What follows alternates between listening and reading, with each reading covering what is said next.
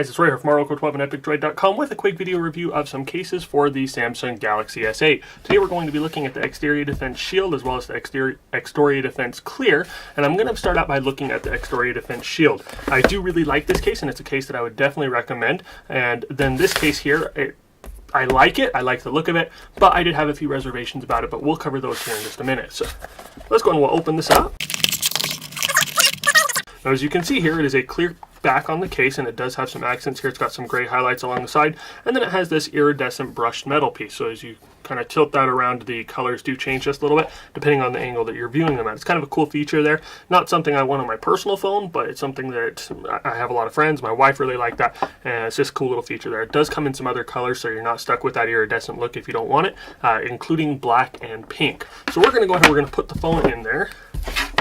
And the first thing I notice is it is a very snug fit. Fits very comfortably, and once it's in, there's no way that thing is ever coming out. It's a very secure case, and I do like that an awful lot. Here on the side we have our power button. As you can see, it's very responsive, no issues using it. Here on the other side we do have our volume up and down. And we have our Bixby button. No issues using any of them, no problems whatsoever. Up top and along the bottom we do have a raised lip so that when you're using that phone you can set it face down and not have to worry about scratching the screen. Here on the back we do have that clear piece, and as you can see, it just really pops and it helps show off the phone very well, and I really like the way that it accents the device and it doesn't detract from it. Here on the bottom we do have our cutouts for the headphone jack, the USB-C port, and then a microphone. This case kind of concerned me at first when I saw that there was no speaker holes there, but when you look at the front you can see that they've put the speaker holes here on the front. If you look inside the case, to get it back off,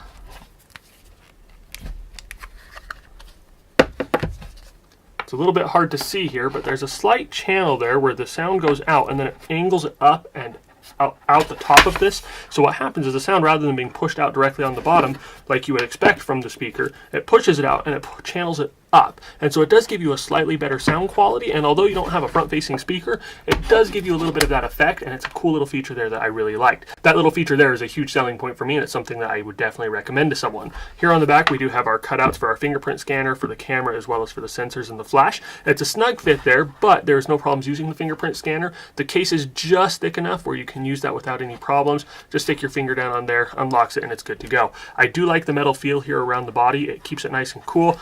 Cool look as well as a cool feel. Unless you leave that directly in the hot sun, you're not going to have any issues with that. But I really like this case. It goes for $30 on Amazon. Again, it comes in a variety of colors, so you can get that in whichever color you want. But I do like this one, and it's one I would definitely recommend. So let's go ahead and we'll look at the Exterior Defense Clear now. So the Defense Clear, this is a case that I like the look of, and at first I was very impressed with it. However, as I used it a little bit longer, I kind of lost that first impression, and it lost a little bit of my good favor.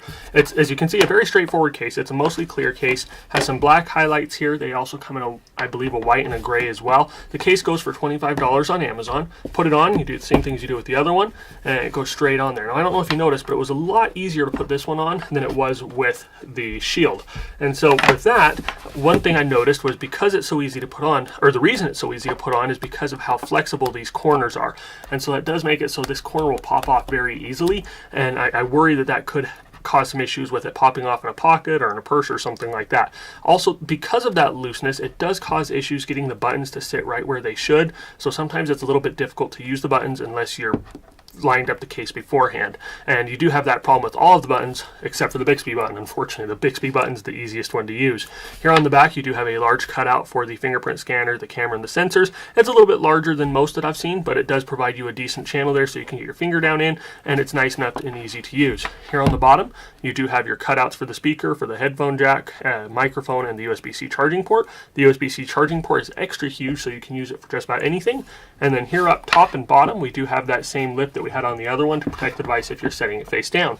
However, because it is so easy to slip that out, I do worry that if you were to pick it up wrong or whatnot, you have it face down, it will fall out of the case and it will cause problems with it. So if I had to pick a case, I would probably not recommend this one. I don't know if it's just a bad unit here, or if there's, I mean, I've just used it too much and it's become a little bit weaker in the corners, but I don't think I would recommend this one for long-term usage. I really liked it at first and I really wanted to be able to recommend it, but just because of that looseness, it does cause me a little bit of concern.